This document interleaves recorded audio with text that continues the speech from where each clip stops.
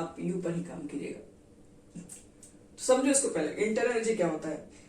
नाम से ही लग रहा है, यहाँ पर है क्या, नाम से क्लियर लग रहा है कि खुद की एनर्जी। इंटरनल का मतलब क्या हो गया, अपनी खुद की जो एनर्जी होगी उसी को इंटरनल एनर्जी कहेंगे।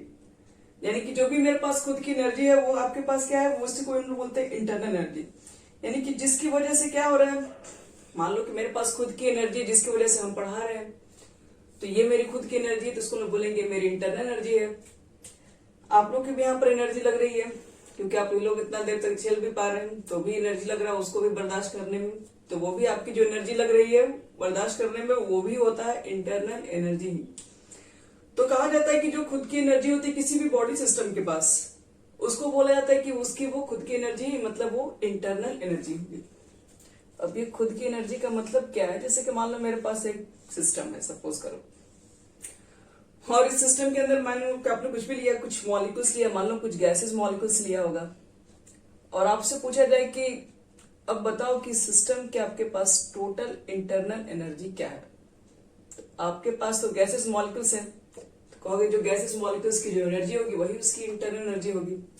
अब गैसेस मॉलिक्यूल्स की एनर्जी के ऊपर बात करें तो गैसेस मॉलिक्यूल्स की कितनी तरीके की एनर्जी हो सकती है। मेरे सिस्टम के पास गैसेस मॉलिक्यूल्स है, और गैसेस मॉलिक्यूल्स के हम पूछ रहे हैं कि इसकी इंटरनल एनर्जी क्या होगी सिस्टम की, तो आपको ये चेक करना पड़ेगा कि सिस्टम के अंदर जो गैसेस है वो गैसेस मॉलिक्यूल्स की क्या रही होगी एनर्जी। तो उस एनर्जी को कैसे कैलकुलेट करेंगे, तो पहले तो मालूम करो कि गैसेस मॉलिक्यूल के पास किस तरीके की एनर्जी हो सकती है। तो उस गैस मॉलिक्यूल के पास क्या क्या हो सकती है, वो मूव कर रहा है तो मूव कर सकता है, तो इसको बोल सकते हैं कि ये रोटेट कर रहा है, रोटेशनल एनर्जी भी हो सकती है। फिर काइनेटिक एनर्जी भी कहा जा सकता है, फिर पोटेंशियल भी कहा जा सकता है, क्योंकि कोई मॉलिक्यूल से कोई डिस्टेंस पर अगर हम यहां से लेते हैं तो हाइट पर भी है, तो पोटेंशियल एनर्जी भी इसके अंदर हो सकता है। कुछ ग्रेविटेशनल एनर्जी भी हो सकता है, कुछ न्यूक्लियर एनर्जी भी हो सकता है इसके पास, कुछ न्यूक्लियाई के अट्रैक्शन की वजह से, कुछ इलेक्ट्रॉनिक एनर्जी भी हो सकता है, कुछ इलेक्ट्रोस्टैटिक्स एनर्जी भी हो सकता है, क्योंकि इसके बीच में कुछ अट्रैक्शन भी होगा। तो इस तरीके से अगर हम निकाला जाए एक मॉलिक्यूल्स के अंदर कितने टाइप्स की एनर्जी है, तब तो आप काउंट करते रहिएगा, बहुत सारा एनर्जी निकल जाएगा। एक सिस्टम अगर मेरे पास है, उसके अंदर कुछ मॉलिक्यूल्स प्रेजेंट है, और उस मॉलिक्यूल्स के अंदर कहा जाए कि बताओ कि इसकी इंटरनल एनर्जी क्या है, खुद की एनर्जी बता रहे हैं, खुद की एनर्जी को इंटरनल कहा जा रहा है। अब एक गैसेस मॉलिक्यूल्स की तो बहुत तरीके की एनर्जी हो सकती है, वो रोटेट भी कर सकती है, वो काइनेटिक की तरह भी काम कर सकती है, पोटेंशियल की तरह भी काम कर सकती है, ग्रेविटेशनल भी कर सकती है, वाइब्रेशनल भी काम कर सकती है, इलेक्ट्रोस्टैटिक्स भी कर सकती है, इलेक्ट्रॉनिक्स भी कर सकती है, बहुत तरह के उसके टाइप्स की एनर्जी है। तो सारी एनर्जी को आप क्या कर दो, ऐड कर दो। टोटल एनर्जी को जब ऐड कर देंगे तो जो सिंपल सा निकल के आएगा एनर्जी, उसको बोलेंगे इंटरनल एनर्जी। तो मेरे से कहा जाए तो इंटरनल एनर्जी जो पहला डेफिनेशन, दो डेफिनेशन हम बताएंगे। पहले डेफिनेशन तो पहले इसको यही कहा गया है, अगर बाहर से कोई एक्सटर्नल फील्ड नहीं है, कोई एक्सटर्नल फोर्स नहीं है, तो एक मॉलिक्यूल्स के अंदर जितने टाइप्स की जो एनर्जी होगी उसका जो सम होगा उसको ही बेसिक बोला गया है इंटरनल एनर्जी। तो एक लाइन में अगर हम लोग डेफिनेशन अगर इसको लिखा जाए कि इंटरनल एनर्जी क्या है, अभी आप लोग सुनते रहिए, धीरे धीरे चीजें समझ में आएंगी। अगर शॉर्टकट में इसको एक लाइन में डिफाइन करना है कि इंटरनल एनर्जी क्या होगी हमारे पास, तो हम लोग बोलेंगे द सम ऑफ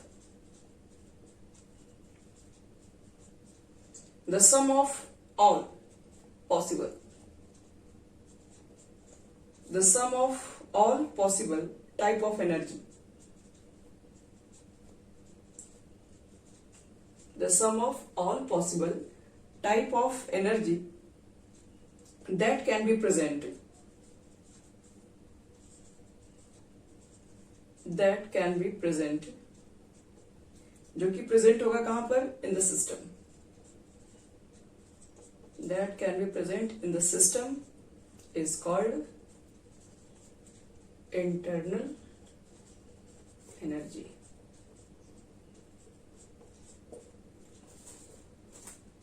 बस यही आपके पास यहाँ पे, यानी कि आपके पास एक सिस्टम के अंदर जितनी टाइप्स की एनर्जी होगी आप सबको ऐड कर दो, सबको ऐड कर दोगे तो जो भी निकल के आएगा वो इंटरनल एनर्जी उस सिस्टम का हो जाएगा।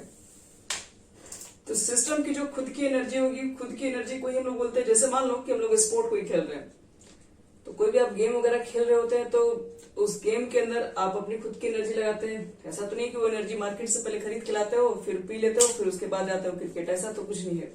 एनर्जी जो होती है आपकी खुद की बॉडी की होती है, वही हम लोग लगाकर क्या करते हैं, उसको गेम को खेल रहे होते हैं। तो हमारे पास जो भी है खुद की जो एनर्जी है वही इंटरनल एनर्जी होती है। अगर कहा जाए कि U इज इक्वल टू, फिर क्या लिखे इसके लिए फॉर्मूला हम लोग, तो लिख दीजिए आपको जितना एनर्जी आता है, तो लिख दो rotationals, kinetic, vibrational, gravitational, potentials, nuclears, जितनी एनर्जी आपको आती है सब लिख दीजिए। तो अब हम ये नहीं कहेंगे इतना ही होता है, और भी होती है बहुत सारी। तो ये सारे एनर्जी को ऐड करने पर जो भी निकल के आएगा, एक बॉडी का वो खुद की एनर्जी होगी, एक सिस्टम का खुद का एनर्जी होगा। अब यहां पर बात करेंगे सबसे बड़ी बात, चलो ऊपर से आ रहे हैं। एक बात सबसे यहाँ पर देखो डिफाइन करेंगे हम लोग। मान लो कि मेरे पास दो तरह के कंटेनर है, जैसे मान लीजिए कंटेनर आपके पास ये है और दूसरा कंटेनर ये है, और दोनों में मान लो कि गैस भरी हुई है। दोनों में गैस भरी, मान लो कि फर्स्ट वाले में मान लिया कि मैंने 10 मोल गैस भरी हुई है, और यहाँ पर मान लेते हैं A मोल की गैस है, और यहाँ पर मानते हैं B जो है आपके पास है 50 मोल की गैस इसमें। तो आपसे पूछा जा रहा है कि बताओ कि इसके अंदर, इसमें 10 मोल अगर गैसेस है, इसमें 50 ml ऑफ गैसेस प्रेजेंट है, तो किसकी इंटरनल एनर्जी ज्यादा होगी? क्या बोला जाएगा? हाँ, तो जिसमें गैसियस मॉलिक्यूल्स ज्यादा है तो ज्यादा एनर्जी आएगी, क्योंकि बहुत सारे मॉलिक्यूल्स वहां प्रेजेंट है, अलग अलग सबकी एनर्जी होगी उसके अंदर। तो सबको मालूम है कि ये 50 ml वाले जो गैसियस जो मॉलिक्यूल्स होंगी, जिस कंटेनर में प्रेजेंट होंगी, उसकी इंटरनल एनर्जी ज्यादा होगी। तो इसका मतलब है कि जो इंटरनल एनर्जी है वो कहीं ना कहीं गैसियस के नंबर ऑफ मोल्स पर भी डिपेंड कर रहा है। अगर वो मोल्स पर डिपेंड कर सकता है, तो आपको बताया जा चुका है कि जो मोल्स पर डिपेंड करे, शेप पर डिपेंड करता है, साइज पर डिपेंड करता है, तो वो किस तरह की प्रॉपर्टी होती है? दो तरह की प्रॉपर्टी आपको बताए थे।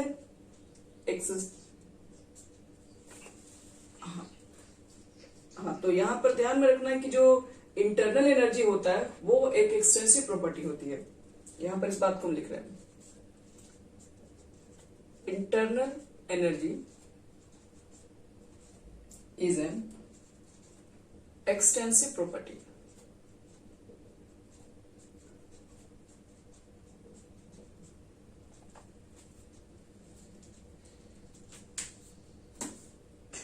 फिर से इसमें एक चीज और, अभी तो एक हम लोग पहला डेफिनेशन देखे हैं, जो कि लगता है कि इसको निकालना थोड़ा काफी मुश्किल लग रहा है, इतना सारा एनर्जी निकालना। एक डेफिनेशन देखो और भी दिया हो रहा था बुक में इंटरनल एनर्जी के बारे में, कि हम लोग सारे एनर्जी को इंटरनल एनर्जी नहीं बोलते हैं, हम लोग बेसिक उसी एनर्जी को इंटरनल एनर्जी बोलते हैं जिसके होने से उसके बॉडी का टेम्परेचर चेंज हो सके। जैसे को बता रहे हैं, एक छोटा सा इंटरनल एनर्जी का एक और डेफिनेशन है। हम लोग बोलेंगे ठीक है, किसी भी बॉडी के पास अगर चेक किया जाए तो बहुत टाइप की एनर्जी निकल पाएंगे, ठीक है, लेकिन हम लोग वो सारे एनर्जी को इंटरनल एनर्जी कहते हैं कि नहीं बोल सकते हैं। एक बॉडी के अंदर मान लो कि अगर वही चेक किया जाए, इसके अंदर की बहुत सी गैसेस मॉलिक्यूल प्रेजेंट है, तो उसके पास तो देख रहे बहुत सारी एनर्जी निकल के आएंगे। तो हम लोग सारे की एनर्जी को हम लोग इंटरनल नहीं बोल सकते, उसके लिए हम लोग बोलते हैं कि वैसी, जैसे कि हम लोग इतने सारे एनर्जी को लेकर सम किए हुए हैं, तो वैसी एनर्जी को हम इंटरनल एनर्जी बोलेंगे जिसकी वजह से सिस्टम का टेम्परेचर को चेंज किया जा सके। मतलब जिसके चेंज होने से सिस्टम का टेम्परेचर अगर चेंज होता है, तो उस तरह की एनर्जी को हम लोग बोलते हैं इंटरनल एनर्जी। यानी कि एक छोटा सा और डेफिनेशन है जो कि लिखा हुआ रहता है, लिख लो इसको भी साइड से। बेसिक तो आपको हर जगह वही मिलेगा जो भी हम बताएं। लिखो तो, any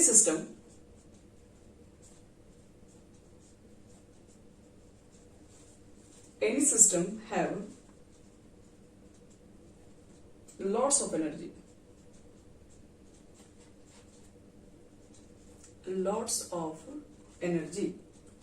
but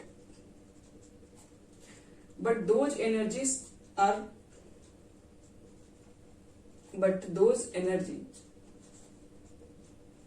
are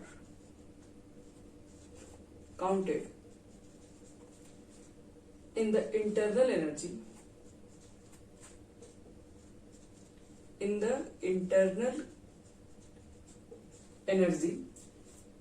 of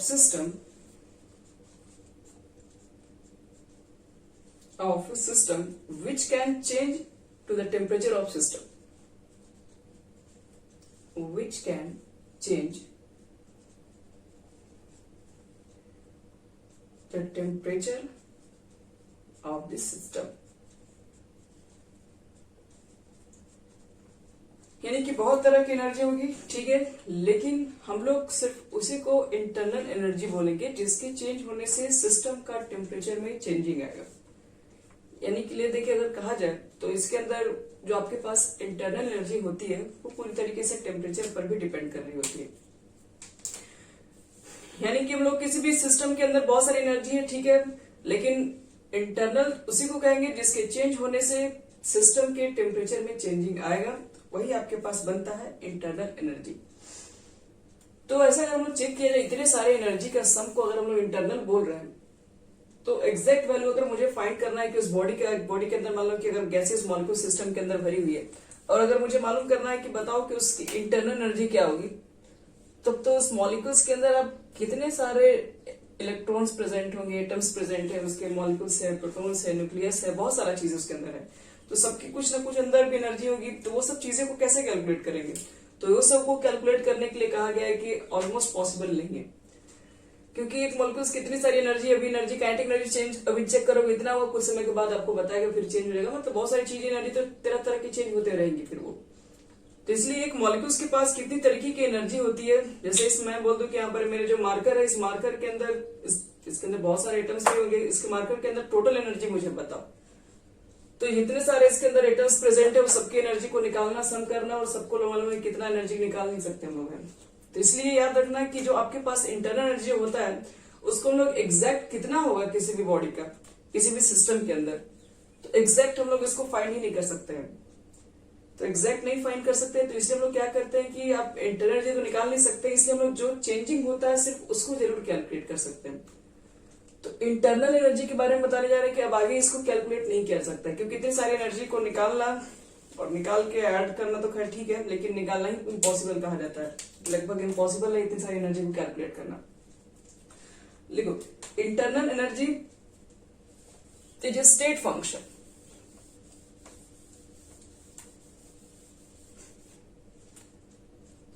internal energy is a state function.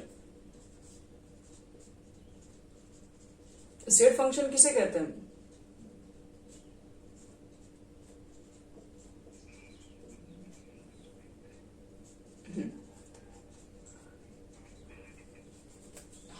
ठीक है, तो इंटरनल जो आपके पास एनर्जी होता है वो एक स्टेट फंक्शन होता है, ध्यान रखिएगा। स्टेट फंक्शन का मतलब यही होता है कि हम लोग सिर्फ उसके अंदर चेंजिंग को कैलकुलेट कर सकते हैं, कितना चेंजिंग हुआ है इनिशियल टू फाइनल, केवल चेंज को कैलकुलेट करते हैं।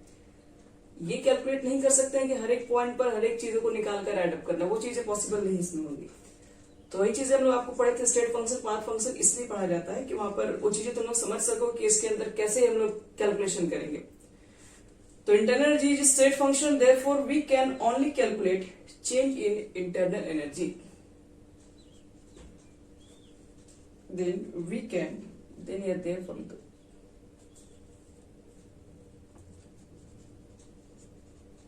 therefore we can only calculate change in internal energy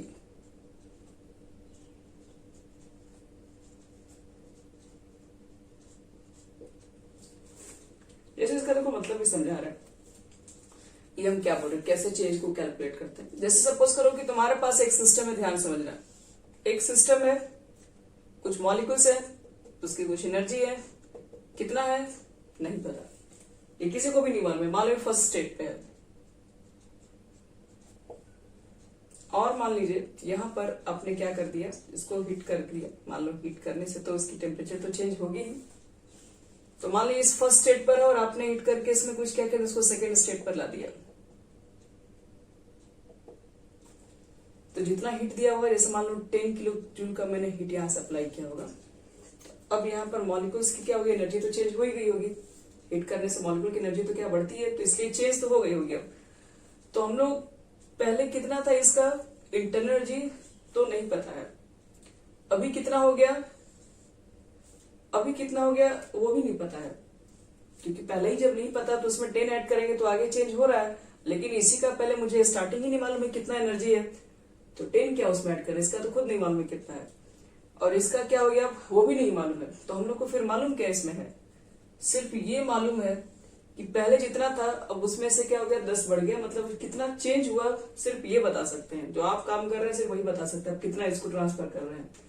इसके अंदर जो चेंजिंग है सिर्फ आप उसी को कैलकुलेट कर रहे हैं, पहले क्या था लास्ट में कितना हुआ ये चीजें हम नहीं मालूम कर सकते इसके अंदर है, क्योंकि एक बॉडी की इंटरनल एनर्जी का तो पहले से हमको इसमें पता नहीं रहेगा।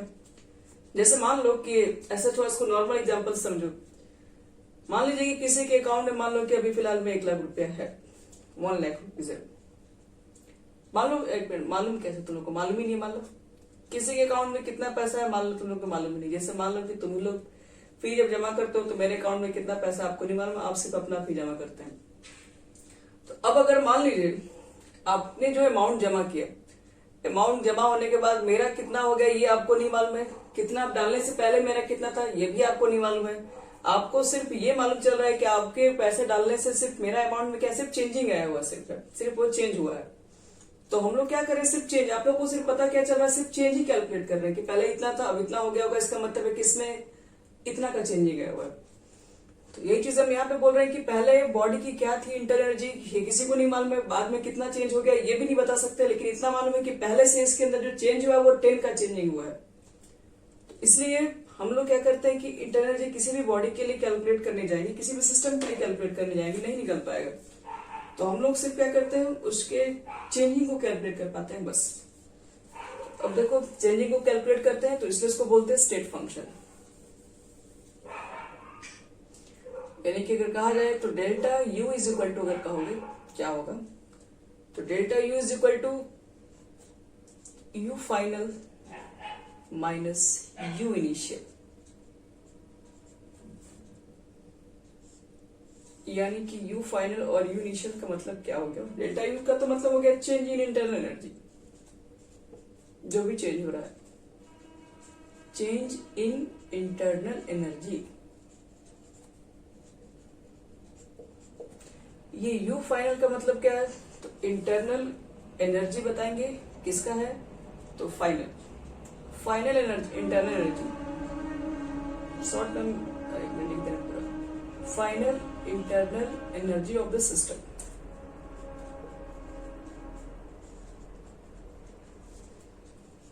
और U I initial internal energy of the system.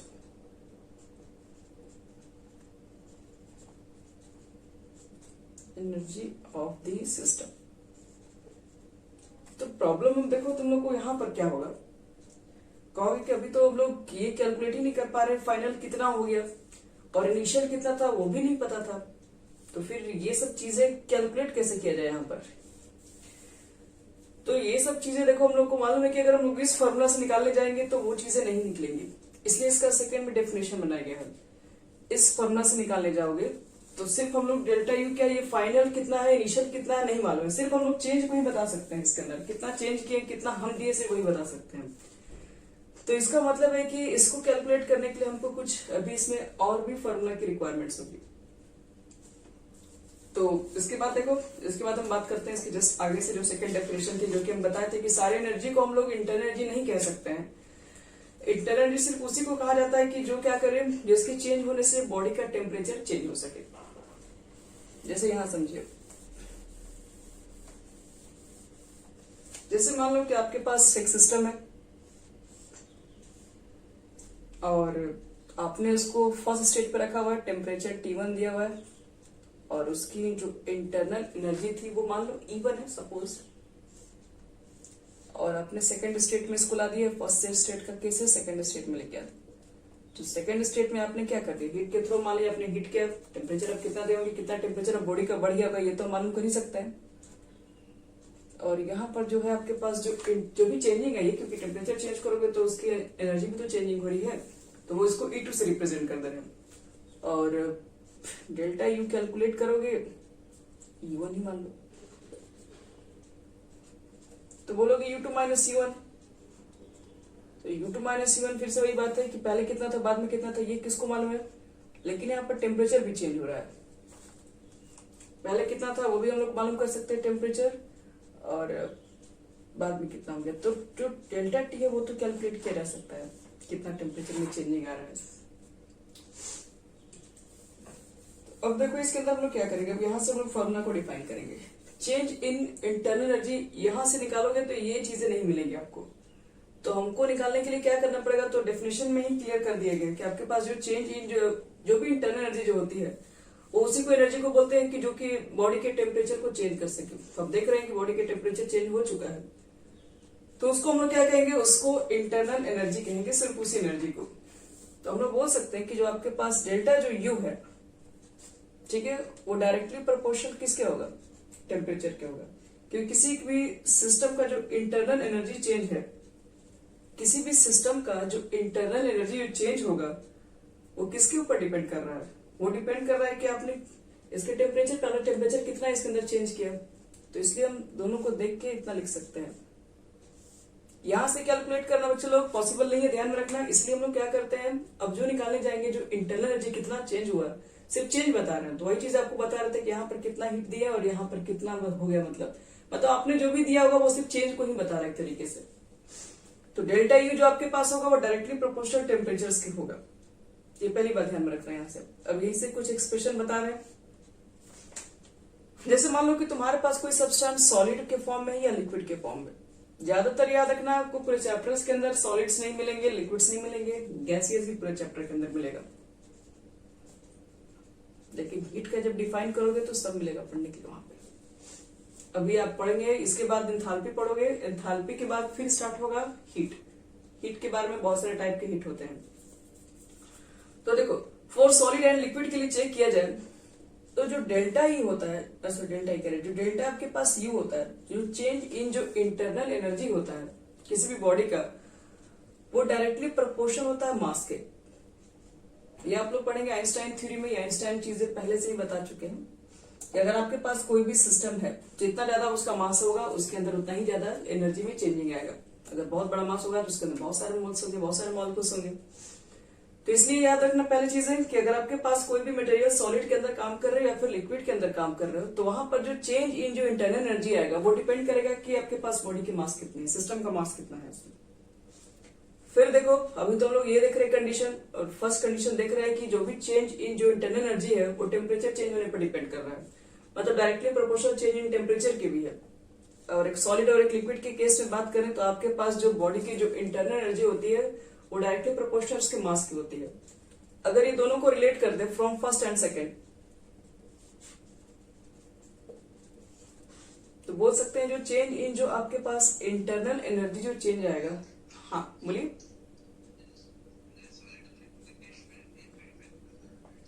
हाँ, गैसेस के केस में बता रहे हैं, लेकिन सिर्फ गैसेस के केस पे नहीं बता रहे।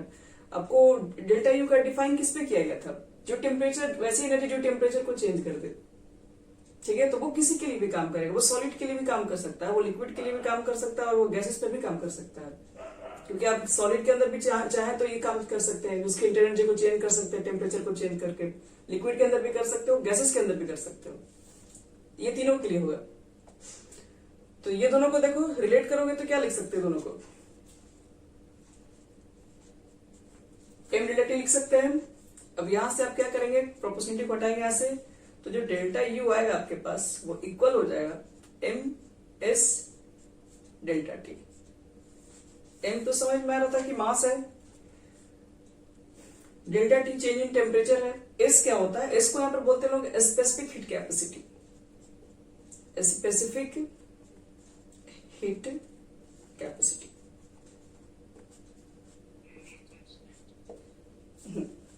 स्पेसिफिक हीट कैपेसिटी आपको बताएंगे, अभी आगे हीट के बारे में डिफाइन करेंगे। अभी एक छोटा सा फॉर्मूला बस यूज कर रहे हैं।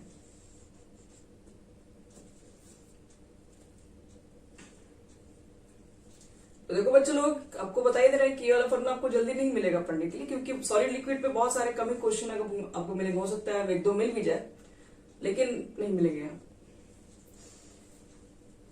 तो चेंज इन जो इंटरनल एनर्जी होगा, ध्यान में रखना किसी कंडीशन में, सॉलिड और लिक्विड के केस में, वो डिपेंड करेगा मास के ऊपर। और मास जो आपके पास होगा, फिर से चेंज इन इंटरनल एनर्जी वो डेल्टा टी पर भी डिपेंड करता है, क्योंकि उसी एनर्जी को इंटरनल एनर्जी कहा जाता है जो कि बॉडी को टेम्परेचर को जो चेंज कर सके। तो तो ये दोनों को जब रिलेट करेंगे तो एक फॉर्मूला हमारा ये निकलेगा। लेकिन फॉर गैसेस, अब गैसेस के लिए बात करेंगे। अगर मान लो कि मेरे पास रिएक्शन गैस है, क्योंकि 95% आपको गैसेस रिएक्शन ही बुक में मिलने वाला है, तो यहां चेक करो। अगर आपके पास मान लो गैसेस प्रेजेंट है, तो चेंज इन जो आपके पास इंटरनल एनर्जी होती है वो इस बार डिपेंड करती है मोल्स। अगर गैसियस रिएक्शन हुआ तो change in internal energy is directly proportional moles होती है। यानी कि मोल्स में अगर चेंज करोगे, मोल्स में अगर चेंजिंग हो रहा है तो जाहिर सी बात है कि उसकी इंटरनल एनर्जी भी चेंज होगी। और एक कंडीशन जो आपका डेफिनेशन में बताया, डेल्टा यू जो डायरेक्टली प्रोपोर्शनल टेम्परेचर भी होता है, इसको थर्ड मान लेते हैं। तो डेल्टा यू दो बार रिलेट करोगे, फर्स्ट एंड थर्ड से, तो डेल्टा यू जो आपके पास होगा वो डायरेक्टली प्रोपोर्शनल इस बार एन भी होगा, डेल्टा टी भी होगा। और यहां से कांस्टेंट कोई प्रोपोर्शनल क्यों उठाओगे तो यहां से आपके पास आ जाएगा N C B delta T, N C B delta T. N तो मोल्स है और डेल्टा टी चेंजिंग टेम्परेचर है। सीवी को क्या बोलते हैं यहां पर है, तो सीवी को लिख लो, इसको बोलते हैं molar heat capacity at constant volume. Molar heat capacity at constant volume, यानी कांस्टेंट वॉल्यूम पे जो भी आपके पास मोलर हीट कैपेसिटी को मेजर करते हैं उसी को सीवी कहा जाता है। तो याद रखना, आपको बताएं कि फॉर गैसेस रिएक्शन आपको पढ़ने के लिए मिलेगा, और गैसेस रिएक्शन के लिए आपको कहा जाएगा कि अब डेल्टा यू को कैलकुलेट कीजिए, तो अब डेल्टा यू नॉर्मल तरीके से उस फॉर्मूला से निकाल नहीं पाओगे U2 - C1, तो हम लोग क्या करेंगे, ये फॉर्मूला यूज करेंगे। अब इस फॉर्मूला के लिए आपको एन तो आपको पता चल जाएगा, टेम्परेचर भी निकाल दो डेल्टा टी, लेकिन ये एनसीबी के लिए क्या करोगे, ये एनसीबी है क्या, इसके लिए कैसे हम लोग फाइंड आउट करेंगे। तो पहली बात की एनसीबी याद रखना कि मोलर हीट कैपेसिटी लिया गया है और एट कांस्टेंट वॉल्यूम लिया गया है।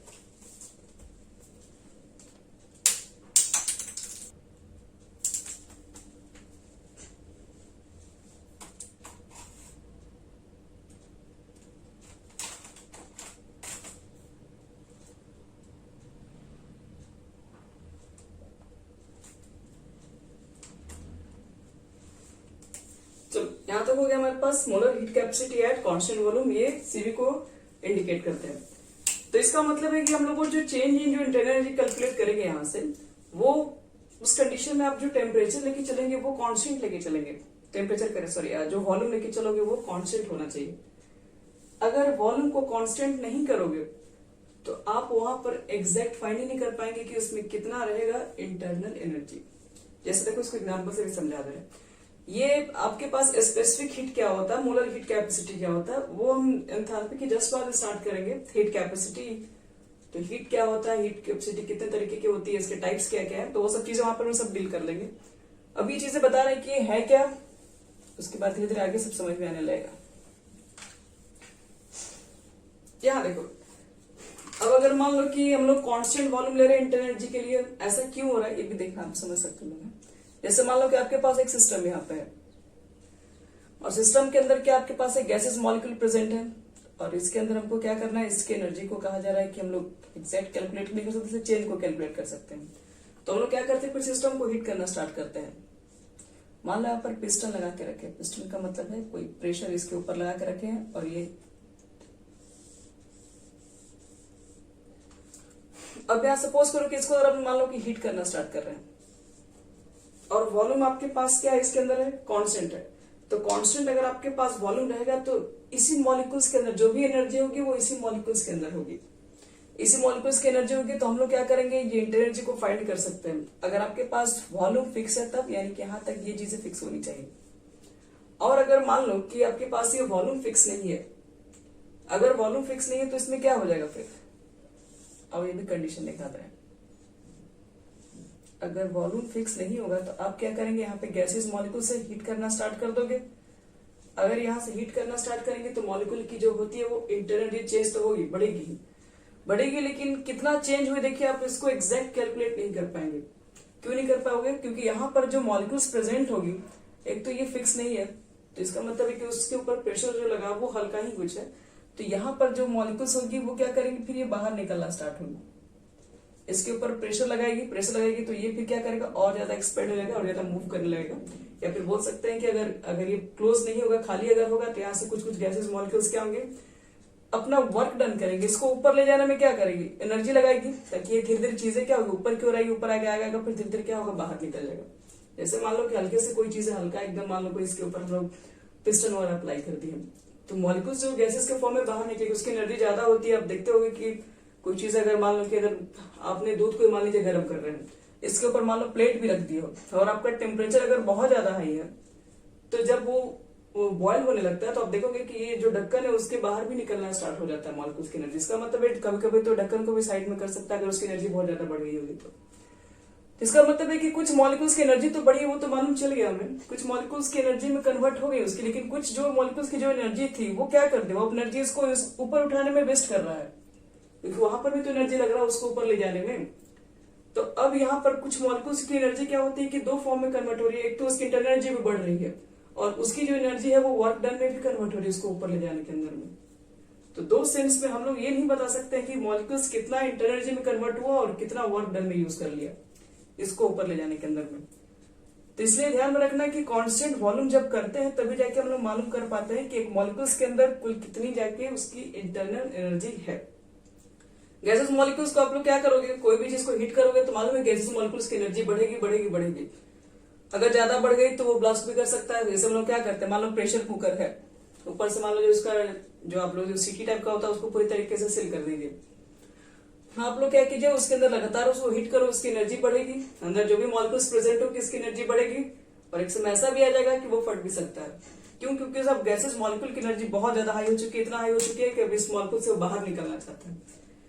तो इसलिए उसकी एनर्जी भी बहुत ज्यादा हाई करोगे तो वो बाहर निकलने के लिए तो किसी भी तरीके से आएंगे, तो वो फट के बाहर निकले, चाहे कैसे भी बाहर निकलेंगे।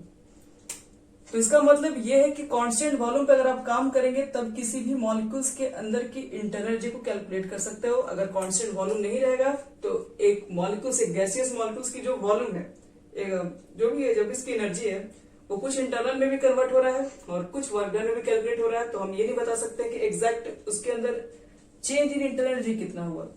तो इसलिए यहाँ पर हीट कैपेसिटी लिया गया है कांस्टेंट वॉल्यूम। कांस्टेंट प्रेशर भी होता है, लेकिन वो एंथैल्पी में पढ़ेंगे, एंथैल्पी के लिए कांस्टेंट प्रेशर क्यों लिखा जाता है, ये कांस्टेंट वॉल्यूम के लिए। तो टोटल हम लोग यहाँ पर देख रहे हैं दो फार्मूला, दोनों फार्मूला में पहला कौन सा हमारा फार्मूला था उसको भी देख ले रहे हैं।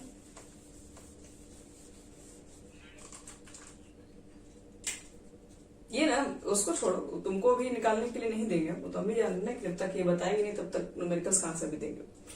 अभी आप डेल्टा यू डेल्टा एच को बढ़ा दे रहे हैं एंथैल्पी, उसके बाद जब हीट बढ़ाएंगे तो फिर धीरे धीरे सब बनना स्टार्ट हो जाएगा। अभी कुछ नहीं बनेगा आपसे, अभी तो आज ही समझो कि स्टार्ट हुआ है आपका टॉपिक। अब देखो यहाँ पहले यहाँ से हम लोग दो फार्मूला को पहले लिख दे रहे हैं। कौन कौन हमने दो फार्मूला को कैलकुलेट किया अभी। तो फर्स्ट आपके पास था डेल्टा यू, ये फिर से पढ़ोगे ना, दोबारा पढ़ोगे तो रिवीजन हो जाएगा, फिर समझ में सब आने लगेगा। Delta U is equal to हमको मिला एम एस डेल्टा टी, पहला फार्मूला ये मिला इन केस ऑफ सॉलिड और लिक्विड।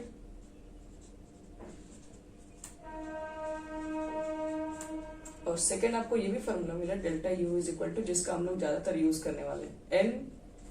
आपके पास मैक्सिमम फार्मूला यही यूज होगा, यानी कि delta U is equal to N C V D T.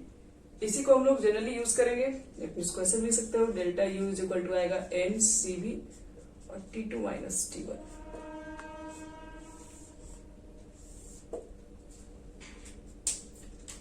इसी तरीके से हम लोग को फाइंड आउट करना होगा चेंज इन इंटरनल एनर्जी, ध्यान रखिएगा इसके अंदर।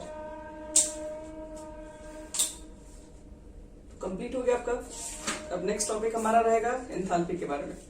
एंथैल्पी क्या होता है, क्या फिर से बोलिए।